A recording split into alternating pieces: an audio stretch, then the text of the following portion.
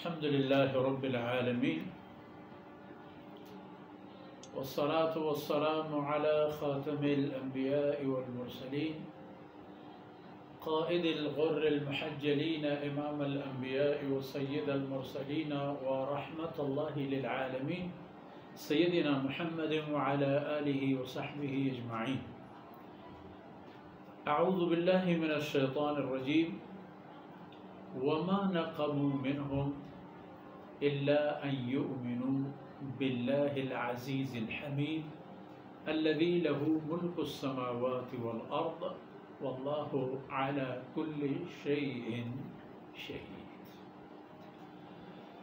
سبحانك لا علم لنا إلا ما علمتنا إنك أنت العليم الحكيم. رب اشرح لي صدري ويسر لي أمري واحلل عقدة من لساني يفقه قولي واجعل لي وزيرا من أهلي رب زدني علما وارزقني فهما ثم أما بعد.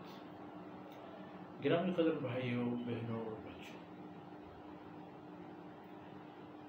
اس قوم کی بات ہو رہی تھی کہ جہاں اس ظالم بادشاہ نے جب یہ دیکھ لیا کہ لوگ اس کی شرکی اور کفری عقائد سے اور اس کی مظالم سے براءت کا اعلان کرتے ہوئے وحدانیت الہی کی معترف ہوتے جا رہے ہیں اور اللہ رب العزت کی بندگی کی طرف جا رہے ہیں، تو اس نے ان پر زندگی تنگ کر دی، ان سے زندگی کے حقوق چھین لیے اور اس کے لیے اس نے یہی آگ کی سزا تجویز کی. تو اللہ فرماتے ہیں اس نے یہ کیوں کیا؟ ان لوگوں کو جو اس بڑے آگ میں وہ جھونکتا تھا، پھینکتا تھا، جلاتا تھا، ان کا گناہ کیا تھا؟ وَمَا نَقَمُوا مِنْهُمْ إِلَّا أَن يُؤْمِنُوا بِاللَّهِ. یہ بدبخت انسان ان لوگوں سے کسی اور چیز کا انتقام نہیں لے رہا تھا، وہ تو انتقام لے رہا تھا اس بات کا کہ یہ لوگ اللہ رب العزت کی ذات پر ایمان لائے تھے. یؤمنون باللہ، کہ وہ ایمان لائے تھے اللہ پر، العزیز، عزت اور عظمت والے رب، عزت اور عظمت کی شان والے رب، اور الحمید، وہی ذات جو قابل تعریف ہے، لائق تعریف ہے. اس کی ہر چیز، ہر تخلیق، چھوٹی سے لے کر بڑی تک یکساں طور پر متعجب ہے اور تعجب آور ہے، تعجب انگیز ہے. اس کی صناعیت، نفاست، کمال قدرت، اختیارات اور رحمت اور شفقت وغیرہ وغیرہ جتنی بھی صفات ہوں عمدہ قسم کی، ان سب کا مسئلہ. کوئی چیز نہیں کہ جس میں اللہ رب العزت کے وجود اور اس کی وحدانیت اور اس کے اختیارات کی نشانی نہ دیکھی جائے. وَمَا نَقَمُوا مِنْهُمْ إِلَّا أَن يُؤْمِنُوا بِاللَّهِ. اور وہ بادشاہ یہی سمجھتا تھا کہ اس سے پہلے لوگ اسے مار رہے ہیں، اس کی اطاعت کو عبادت کا درجہ دے رہے ہیں اور اسی کی عبادت کی جاتی ہو، لیکن اس کو بتایا بھی گیا کہ ہم تو آپ کی عبادت نہیں کر رہے ہیں، اللہ کی عبادت کر رہے ہیں.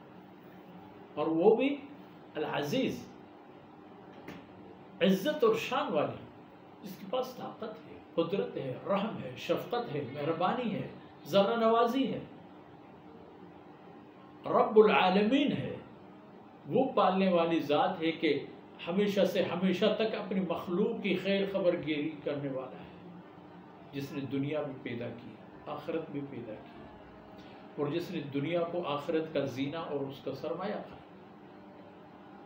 الذی لہ ملک السماوات والارض. وہ ذات کو لہو، لہو کا معنی خاص اس کے اپنے ہیں، اس کے لیے ہیں، یعنی اس کے اپنی ملکیت ہیں، اس کے اپنے قبضے، قدرت اور اختیار میں ہیں. بلا آج زمین کے سینے پر انسان مدعی ہو کہ یہ امریکہ ہے، یہ یورپ ہے، یہ افریقہ ہے، یہ ایشیائی بعید یا قریب ہے، یہ مشرق وسطیٰ ہے، یہ فلانا قوم کی ملکیت ہے، یہ فلانا کی، یہ فلانا. یہ تو عارضی چودراہٹ سمجھ لیں یا مالکیت سمجھ لیں یا اختیارات سمجھ لیں، محدود اور مخصوص مدت کے لیے ملی ہے انسان کو۔ اصل مالک تو اللہ کی ذات ہے، جب چاہے انہیں آباد کر دے، جب چاہے برباد کر دے۔ چند لمحوں کے جھٹکوں سے پورے نظام ہستی درہم برہم ہو جاتا ہے، چند منٹوں کی بارشوں سے پوری دنیا جل تل ہو کے سیلاب کی زد میں آتا ہے۔ تو وہ عزیز اور حمید ذات یہی ہے، لہو ملک السماوات، کہ اس کی بادشاہی اور ملکیت ہے آسمانوں میں، آسمانوں کے اندر، آسمان بذات خود اور ان میں موجود ہر مخلوقات، وہ بھی اس کی ملکیت ہے۔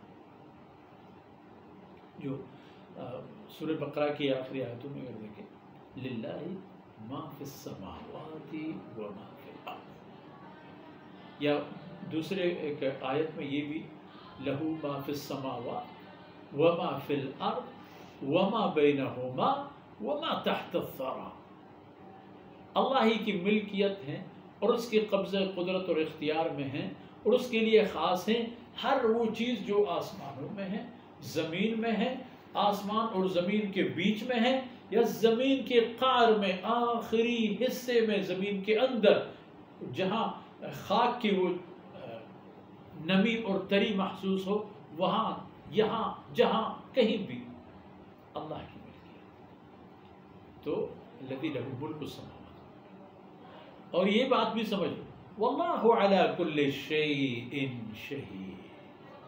انہوں نے کیا کیا؟ آگ جلائی، اللہ کی پرستش کی سزا کے بطور انہوں نے لوگوں کو آگ میں ڈال دیا، جلا ڈالا، ختم کر دیا۔ واللہ علی کل شیء شہید، اللہ رب العزت ہر ایک چیز کا مشاہدہ کرنے والی ذات ہے، مشاہدہ بھی اللہ فرما رہے ہیں، اور اللہ رب العزت شاہد ہوتے ہیں قیامت کے دن، کس نے کیا کیا، کس نے کیا کویا، کس نے کیا پایا، کس نے سعادت کی راہ لی، کس نے شأمت اور نحوست کا رستہ اختیار کیا۔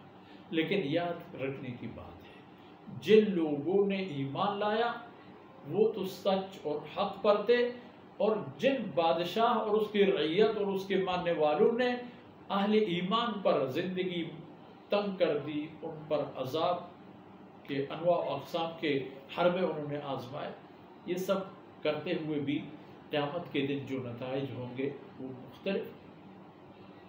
وہاں اللہ کے لیے مرنے والوں کو اللہ رب العزت نوازتے ہیں، اور اپنی بندوں کو تکلیف دینے والے لوگوں کو اور مشرکوں کو اور کافروں اور ظالموں کو اللہ رب العزت جہنم نصیب کریں گے۔ یہ تو ہونا ہے۔